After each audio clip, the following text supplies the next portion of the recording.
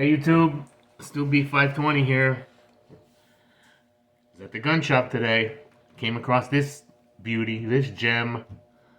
Well, it's no beauty and it's sort of a gem. But it's the Smith & Wesson model 910. 9 for 9 millimeter, 10 for 10 rounds. Back in the 90s, late 80s, early 90s, they had the model 915, which was 9 millimeter, 15 rounds. But then the magazine ban, high capacity magazine ban, came into town and into all towns, cities and towns, and it was 10 limited to 10 rounds, no nothing after 10. So they made the model 910. When they did that, they went to plastic sights to save money. I think the magazine catch release button is plastic as well. Plastic guide rod. Did we do a safety check? Empty magazine.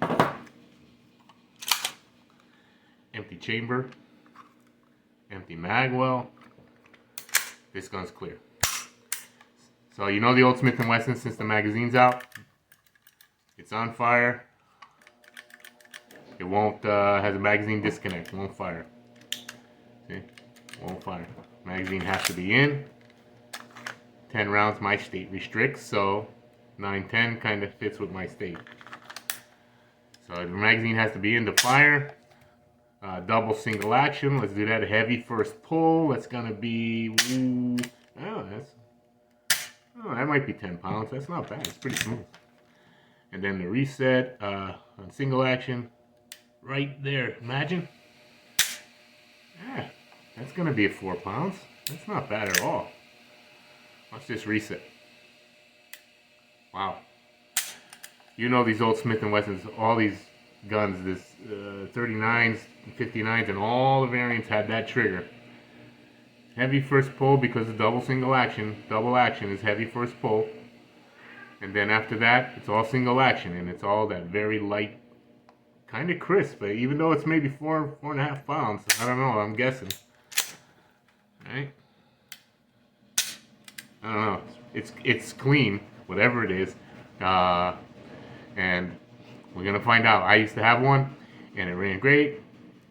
It was always the gun in the safe that was a keeper, but you could part with it if there was something else came along. There's a trade to put it as the trade or consignment. You know, there's the keepers, and then there's the keepers maybe. So that was this gun I had a long time ago, and it was a great gun. Good ergonomics.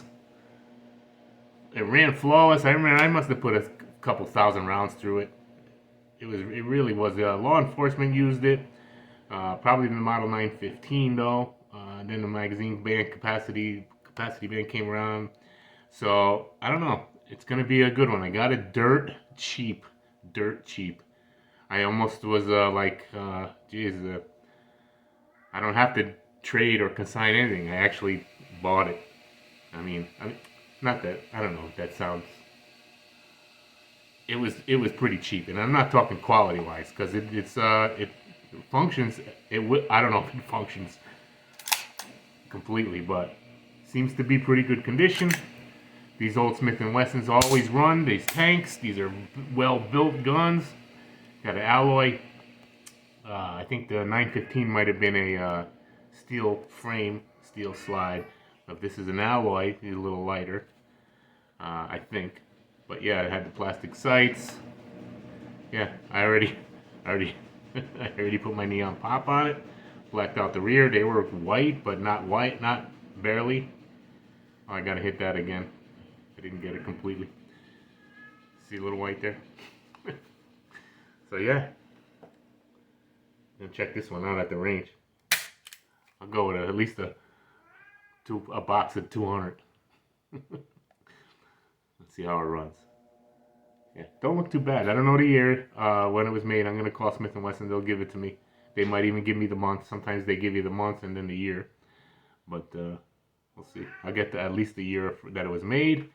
Not a bad looking pistol for what I'm gonna guess 30 years old. 25 to 30, we'll put it that way. 25 to 30 years old. We'll see. Nice trigger. Feels pretty smooth. I broke it down inside. I broke it down and I looked inside and it wasn't really, I mean, it wasn't. If you remember that 6906 that I had a little bit back, there was like literally like dust bunnies in there, like clumps of. It looked like though when you take those little dandelions and you blow them and when all the seeds go flying off, that's what it will look like inside of it. But this one wasn't too bad, so I don't know if it was well kept or not, but we'll find out. I'm happy about it. Real cheap. Give me something to play with for a little bit. And the holsters, all the 59 series, the 39 series, at least the leather holsters, work perfect because it's that model, it's that style. They all have that same profile.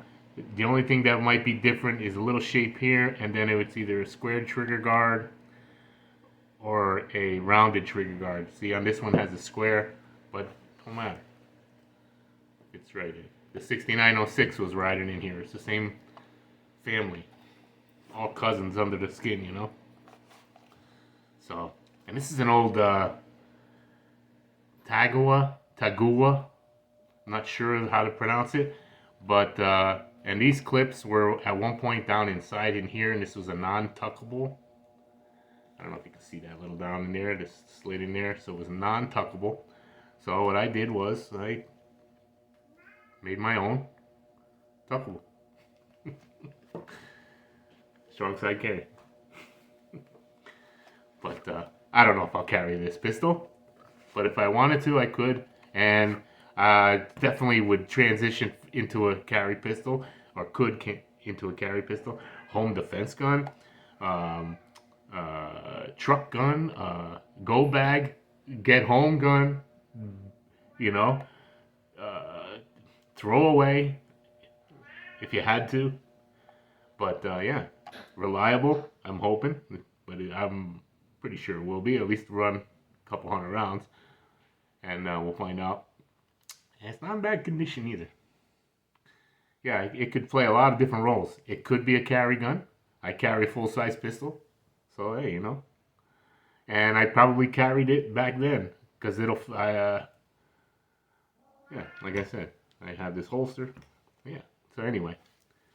I'm pretty happy about that one. Anybody have a 910 or a 915? If I'm wrong about the ambi on this, let me know what I'm wrong about. I had one a long time ago. 8 years, 9 years, I don't even know. But this one looks pretty good. Alright, Smith & Wesson model 910. 9mm. 10 rounds. My state restricts, so it wouldn't matter anyway. Like, comment, subscribe, or don't. Thanks, YouTube. Have a great day.